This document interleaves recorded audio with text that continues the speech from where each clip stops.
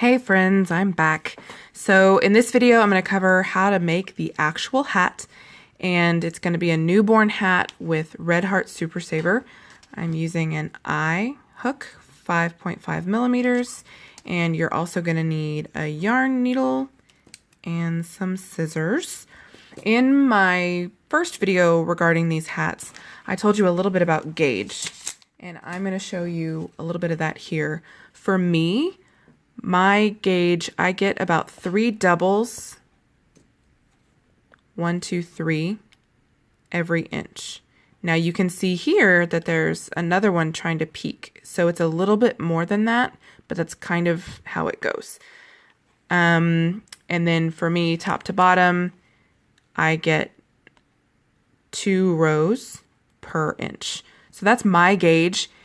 If you make a swatch and your gauge isn't like my gauge, you may want to go up a hook size or just go up or go down a hook size, or you can go up a pattern size or go down a pattern size. If you're clever, you can add extra stitches, but that's kind of advanced and makes me a little timid. But yeah, if you've got the pattern in front of you, I would just recommend going up a hat size and calling it a day. So we are going to be working in the round. We are going to be working in concentric circles, which means these are solid rounds. It's not a spiral. And we are going to use the method where you work into one of the chains instead of a ring. If you don't know what I'm talking about, that's great. You're probably really happy not knowing all of that information. So, get my notes. Okay, so this is other Red Heart Super Saver yarn. So, make a slip knot. I make a little X like this.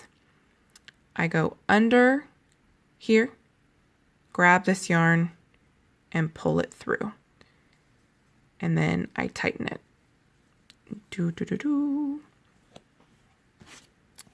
And that is my slip knot.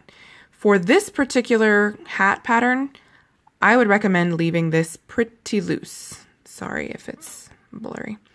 I would recommend leaving this first one pretty loose because you are going to work back into this guy and he's going to get real small real fast. So just trust me, and then if you get to the point where you realized you didn't trust me, you can always rip it out and go back. So we are going to chain 3. A chain is yarn over, pull through. That's 1 chain. We're going to do it 2 more times. Yarn over, pull through, yarn over, pull through.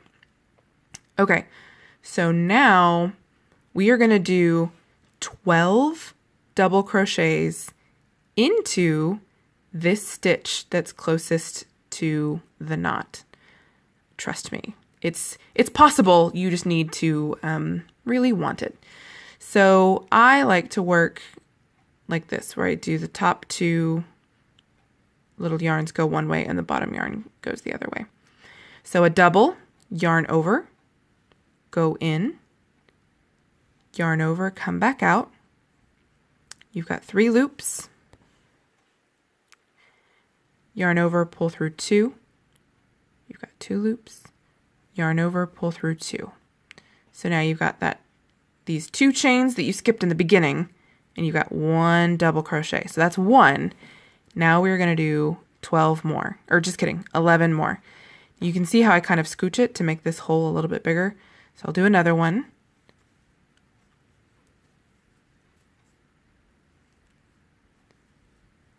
Three.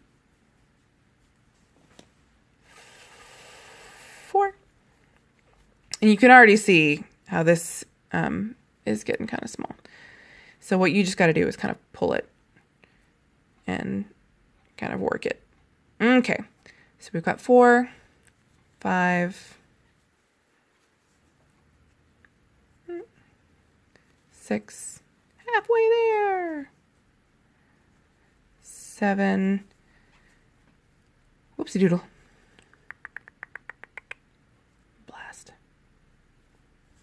7, So this tail, you can like leave him behind and work into this. So here's my knot, and there's one side of the knot and then there's this side of the knot. You can put your tail here, so you're kind of working over it, or you can just leave him alone. I'm gonna work over it.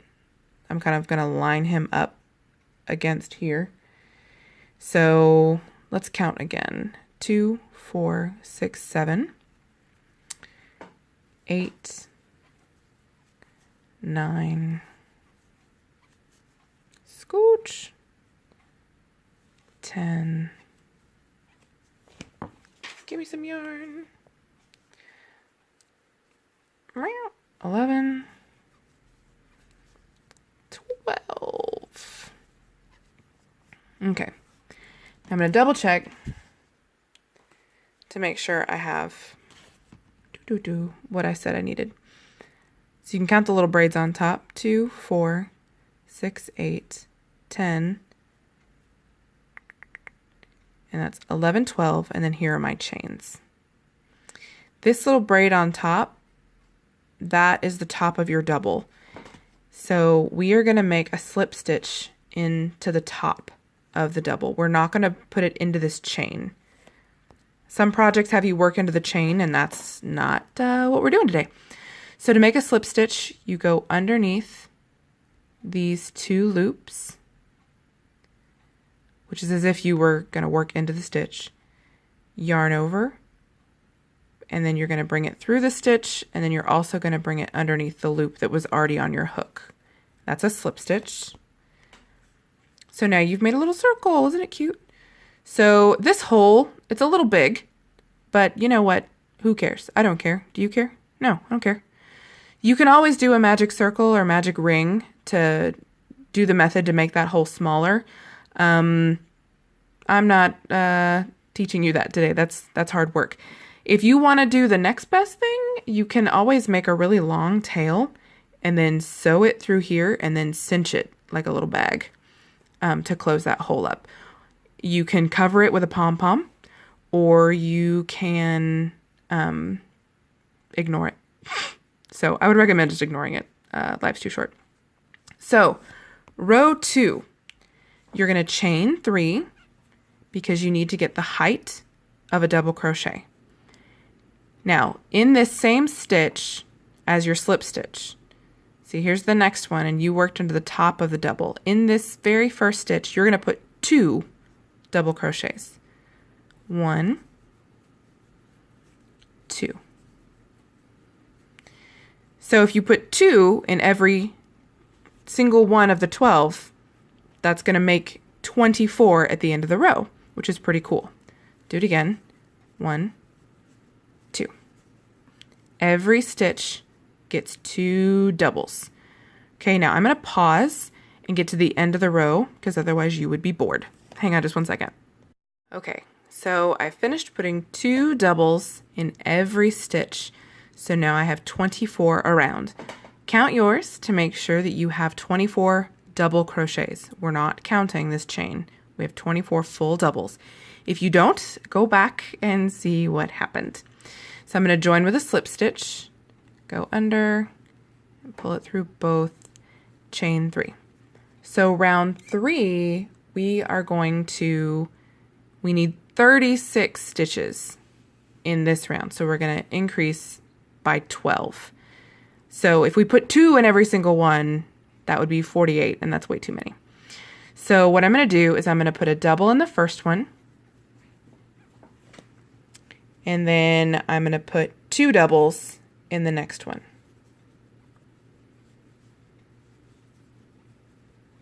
Okay, so it's just 1 double in the first and 2 in the next. And I'm going to do that again. 1. And then in this one, I'm going to put 2.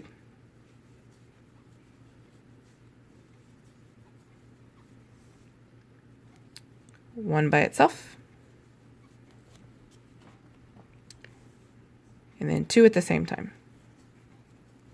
By the way, the fancy word for putting 2 stitches in one in this situation is called an increase. Not that hard. So let's see. We did 2 in that one, so 1. and then 2 into this one. Okay, 1, 2, 1, 2. So I'm going to pause and go all the way around, and I'll see you in a moment. Okay, so I'm at the end of my row. There's 2 in this stitch, and then 1 in this one. I'm going to put 2 in the last one. When you get to the end of your row, you should end on a 2 in the last stitch. If you end on a just 1, it means you did something wrong and you should go back. Count your stitches. You should have 36. So I'm going to join with a slip stitch and chain 3. Ta-da! So for this pattern in particular, for me to get the gauge that gets me the size of a newborn noggin, I need to have 38 stitches around. So I need to add 2 more increases here. I've got 36. I need to get to 38. So I'm going to put 1 stitch in each of the first 17. Okay, 1, 2, this is very exciting, 3, I should count in Spanish, 4, 5, 6, that's very unkind, not everyone can speak French, okay, and even then, I can really only count in French, 2, 4, 6, I'm getting distracted, 7, 8, 9, 10, how was your day? 11, mine was good, 12, 13, 14, 15, 16, 17. And in the 18th, I'm going to put 2. 1, 2.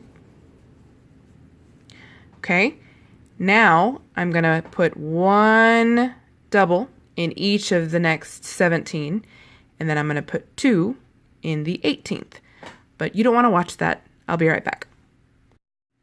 Okay, cool. So I did 17 more individual doubles. And then in the last one, I did 2 doubles. Now you can see how this is starting to curl. The reason why it's doing that is because there aren't enough increases to make it flat. I should have done enough to make it 48 because 12, 24, 36, 48, you remember your multiplication tables, it's not 48, it's only 38. So it's starting to curl because there's just not enough stitches, which is great because that's how you actually make a hat, is you stop increasing. So now that we have 38, join, double, or just kidding, chain 3, and now you're going to put 1 double in every single stitch all the way around until you get to the end of the row. And that will be row 5. This is 4. 1, 2, 3, 4. In row 5, 6, 7, 8, 9, 10 rows for this guy. Okay? So that is it for this video in particular. Like I said, you're just going to put 1 double in every stitch around until you get to 10 rows, and I'm going to show you how to bind off and do some other stuff in the next video. I'll see you in a second.